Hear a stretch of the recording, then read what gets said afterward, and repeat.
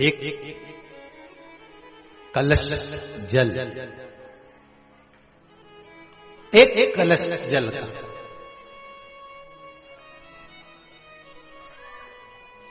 एक बेलपत्र। कभी कोई विशेष कार्य है, अटक रहा है, बहुत दिन से लगे हो, नहीं हो रहा, एक कलश जल, एक बेलपत्र। शिव मंदिर में जब बेलपत्र लेकर जाएं, बेलपत्र रखी सीधे हाथ में, उसके ऊपर रख लिया कलश, उसमें जल भरा हुआ हो, अपनी कामना कर कर मंदिर में पहुंचकर कलश को उल्टे हाथ में लेकर बेलपत्र को पहले अशोक सुंदरी वाली जगह पर, ये डंडी का जो भाग है जहां से पानी बहता है, अशोक सुंदरी की जो जगह होती है, और ये पत्ती उस जगह पर उसको रख दें, अशोक सुंदरी वाली जगह पर, और शंकर भगवान को सीधे हाथ में जल लेकर अशोक सुंदरी वाली जगह पर जल समर्पित कर कर शंकर भगवान के चारों ओर जल छोड़कर फिर शिव जी के शिवलिंग पर जल समर्पित करें। लगभग 2 या 3 सोमवार लगातार प्रतिदिन एक बेलपत्र समर्पित करें। और अगर आपने लगातार 2 सोमवार या 3 सोमवार कर लिया तो जो अटका हुआ कार्य है ना, मेरा देव अधिदेव महादेव उसमें सफलता प्रदान कर देगा, ये विश्वास। अशोक सुंदरी की जगह पिता जितना अपने बेटे की नहीं सुनता, उतनी अपनी बेटी की सुनता। बेटा मां को प्रिय होता है और बेटी बाप को प्रिय होती है, बेटी पिता को प्रिय है।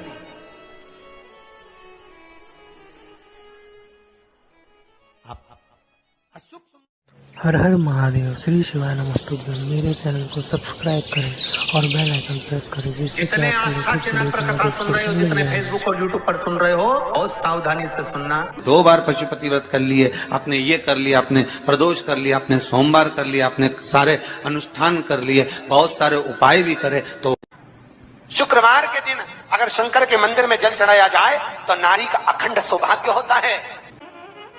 शुक्रवार के दिन बेलपत्री के वृक्ष के नीचे बैठकर घृत का दिया लगाकर शरीर में जो रोग है उसका स्मरण कर कर कल करके देखना।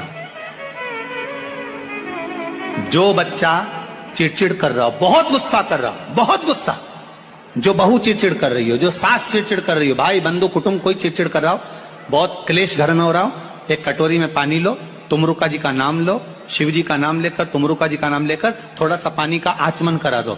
10 मिनट 5 मिनट में एकदम चुप, लड़ी नहीं सकती, गुस्सा। लक्ष्मी सबसे ज्यादा प्रसन्न कौन से दिन होती है? जम के बोलिए जरा। शुक्रवार।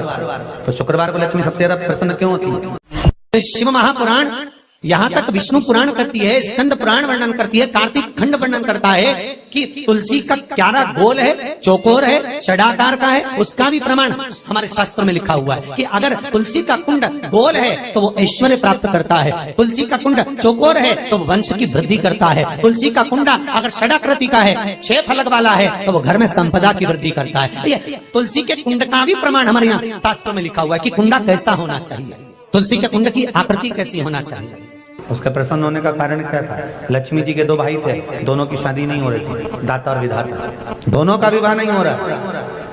और दाता विधाता के लिए लक्ष्मी बड़ी परेशान थी, रोज नारायण से कहती थी प्रभु कुछ कृपा करिए, दाता विधाता का विवाह नहीं हो रहा, उम्र होती चली जा रही है, इनका कुछ करिए प्रभु, आप नारायण आप कुछ तो कर सकते हो। भगवान नारायण ने तब लक्ष्मी से कहा, एक काम करो, बेलपत्री के पेड़ के नीचे बैठकर लक्ष्मी तुम अनुष्ठान करो तुम्हारे भाइयों के विवाह के लिए। इसलिए आज भी हमारे हिंदू धर्म की रीति है कि बेलपत्री के पेड़ के नीचे शाम के समय लक्ष्मी का वासा होता है। इसलिए लोग इस बेलपत्री के पेड़ के नीचे तुम्हारा रात्रि को, शाम को 6 बजे से लेकर रात्रि को 8 बजे तक तुम्हारा निवास होगा। जैसे पीपल के पेड़ में देवताओं का निवास, आपको आप लोगों ने यदि पद्म पुराण पढ़ी होगी या सुनी होगी तो उसमें स्पष्ट कहा है, पीपल के वृक्ष की गणना ध्यान देना, पीपल के वृक्ष में सुबह 4 बजे से लेकर 7 बजे तक ब्रह्मा जी का वासा होता है। पीपल के वृक्ष में सुबह 7 बजे तक ब्रह्मा जी का वासा, 7 बजे से लेकर 10:30 बजे तक पीपल के वृक्ष में भगवान विष्णु का वासा होता है। कितनी बजे तक? 10:30। 10:30 से लेकर 11:30 12 बजे तक पीपल के वृक्ष में पितरों का वासा होता है। इसलिए हमारे यहां पितरों को श्राद्ध पक्ष में जो भोजन कराया जाता है वो 10:30 से 12 के बीच में कराया जाता है। 12 बजे के बाद पीपल के वृक्ष में दोपहर के 1:30 बजे तक आहूतों का वासा रहता है। आहूत कौन? जो गर्भ में शांत हो गए, जो कुंवारी अवस्था में शांत हो गए, जो जन्म लेने के बाद उनका विवाह नहीं हुआ और शांत हो गए, उन आहूतों का वासा उस पीपल के वृक्ष में दोपहर में 1:30 बजे तक रहता है। उसके बाद में प्रेतों का वासा चालू होता है। इसलिए दोपहर के समय पीपल के पेड़ की परिक्रमा नहीं होती। फिर शाम को 4 बजे से 7 बजे तक पीपल के वृक्ष में शंकर जी का वासा होता है। इसलिए शाम के समय पीपल की परिक्रमा नहीं होती। 7 बजे के बाद में पीपल के वृक्ष में रात्रि को 9 बजे तक कुबेर का वासा होता है।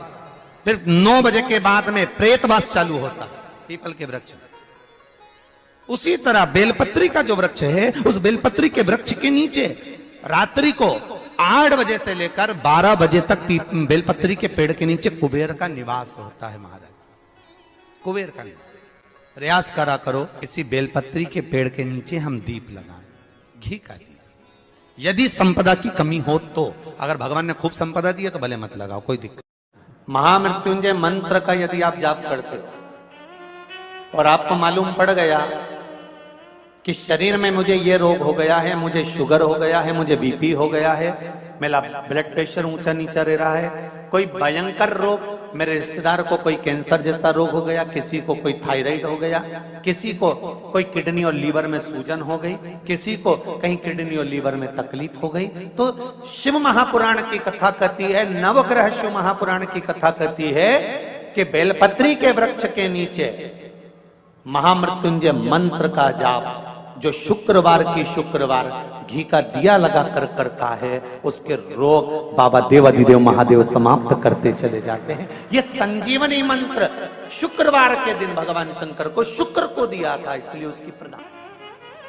शुक्रवार के दिन बेलपत्री के वृक्ष के नीचे बैठकर घृत का दिया लगाकर शरीर में जो रोग है उसका स्मरण कर कर शंकर जी से विनय कर कर, हे भोलेनाथ, आपने शुक्र देवता को संजीवनी मंत्र दिया है, तो क्या आप मेरे को वो मंत्र प्रदान नहीं करोगे?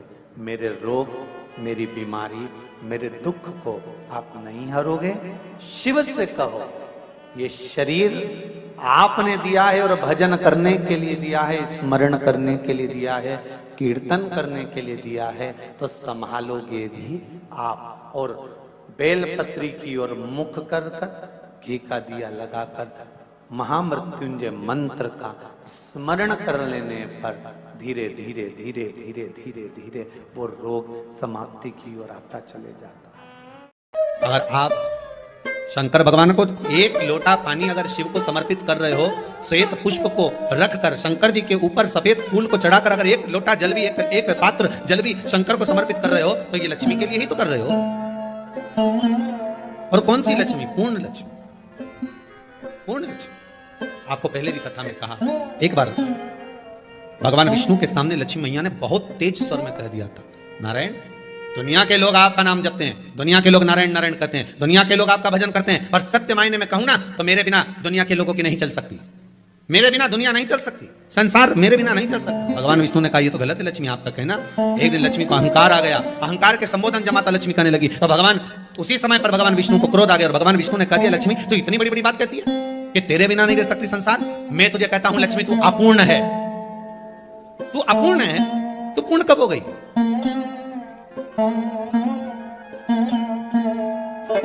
तेरी पूर्णता कहां हो गई?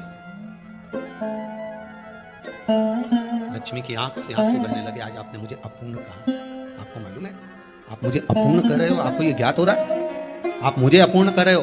भगवान कहते हैं हाँ लक्ष्मी, मैंने तुझे अपूर्ण कहा। अपूर्णता का मतलब आप जानते हो ना? भगवान कहते हैं लक्ष्मी मैं सब जानता हूं। लक्ष्मी रोती हुई माता सरस्वती के पास पहुंच गई। सरस्वती ने पूछा क्या बात है लक्ष्मी, क्यों रो रही हो? लक्ष्मी जी ने कहा क्या बताऊं सखी, मेरे पति ने आज मुझे अपूर्ण कर दिया। तो क्यों रो रही है तू? अपूर्ण अगर कह दिया, पति ने ही तो कहा है ना, तो क्यों रोना? चल मेरे साथ। और सरस्वती मैया माता लक्ष्मी को लेकर सीधे पहुंच गई माता पार्वती के यहाँ। माता पार्वती के यहाँ जब पहुंचे, माता पार्वती ने लक्ष्मी जी को देखा और सरस्वती को देखा तो पूछा कि बात क्या है, क्या हो गया ऐसा, क्या हुआ, क्या है ऐसा जो तुम दोनों आज मेरे पास में आई? क्या हुआ?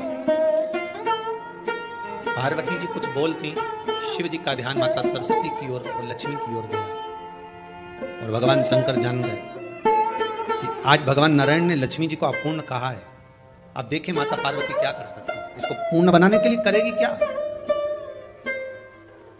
क्या हुआ? माता सरस्वती जी बोली लक्ष्मी को अपूर्ण कर दिया। अपूर्ण कर दिया? हाँ, तो क्या सोचना उसके लिए, इसको मैं अभी पूर्ण बना देती हूँ। माता जगतजननी पार्वती ने गोदी में विराजमान गणेश जी को उठाया और उठाकर लक्ष्मी जी की गोद में दे दिया। ले लक्ष्मी, आज से तो पूर्ण हो गई। लक्ष्मी आज से तो पूर्ण है।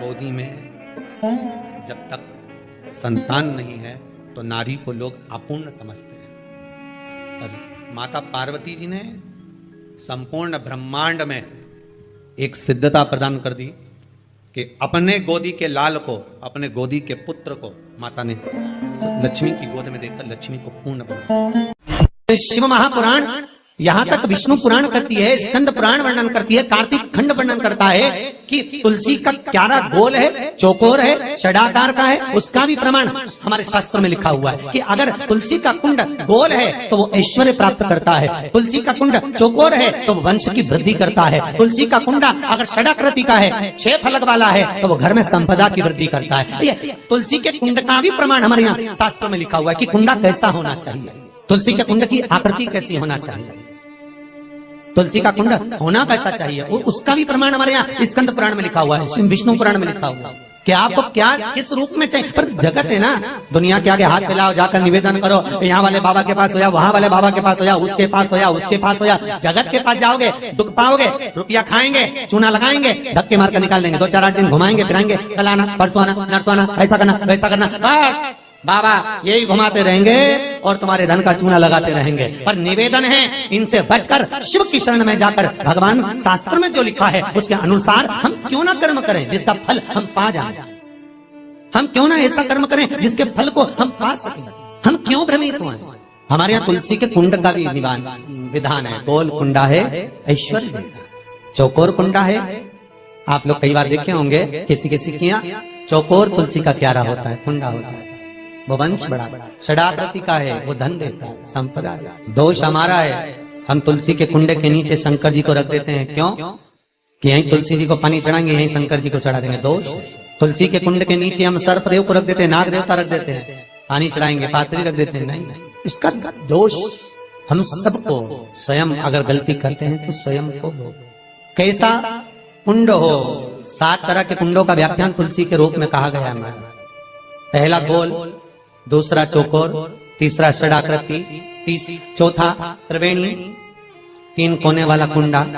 शास्त्र कहता है जिसके मार्ग घर में टुकड़े हो रहे हो, घर विभाजन की ओर हो रहा हो, तो 3 कोण का कुंडा घर में रखकर पूजा करने पर परिवार एक हो जाता है। 5वां, गार्डन में बिना कुंडे का, बिना कुंड का जो तुलसी का पौधा रोपित होता है, बिना कुंड के एक बगीचा जैसा बो दिया जाता है, तुलसी तुलसी उत्पन्न हो जाती है। महाराज वहां पर संपदा तो रहती है पर चिंता बहुत रहती है, टेंशन बहुत रहती है। क्यों? घर के दरवाजे के बाहर इतनी सारी बगीचे में तुलसा कर दी, कोई निकल कर जा रहा था उसने थूक दिया, कोई निकल कर जा रहा था उसने पानी डाल दिया, कोई श्वान ने, कुत्ते ने, किसी ने, बिल्ली ने गंदगी कर दी, उसका दोष आपको लगेगा। इसलिए कुंड के अंदर तुलसा का वो धन तो देगा, जो तुमने बगीचे में तुलसा लगाई है, गार्डन तुलसा का करा, वो धन तो देगा, संपदा भी देगा, पर चिंता को बढ़ा देगा। 5 मारा। 6, तुलसी के कुंड को 3 धार पर लटका कर रखना। कई जगह पर आपने देखा होगा तुलसी का जो कुंडा होता है उसको 3 जो तार होते हैं, 3 जो चेन होती है, उस पे लटकाया जाता है। महाराज विष्णु पुराण उसका भी व्याख्यान करते हैं। महाराज वहां व्यक्ति के कार्य उन्नति की सीढ़ी की ओर बढ़ जाते हैं।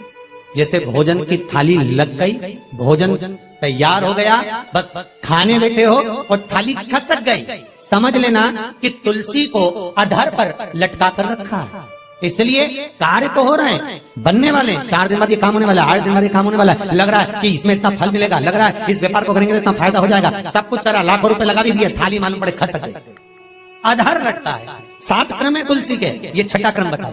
तुलसी का 7वां क्रम, तुलसी का 7वां क्रम है महाराज, तुलसी का कुंडा जैसा घर के आंगन में है, तुलसी का कुंड जैसे घर के आंगन में विराज रहा है, ऐसा ही छोटा सा कुंड भगवान के लिए रोपित करें। प्रतिदिन भगवान की सेवा करते समय तुलसी का कुंड सम्मुख रखकर उसकी आराधना करना, फिर उस कुंड को वापिस बाहर ले जाकर रखना।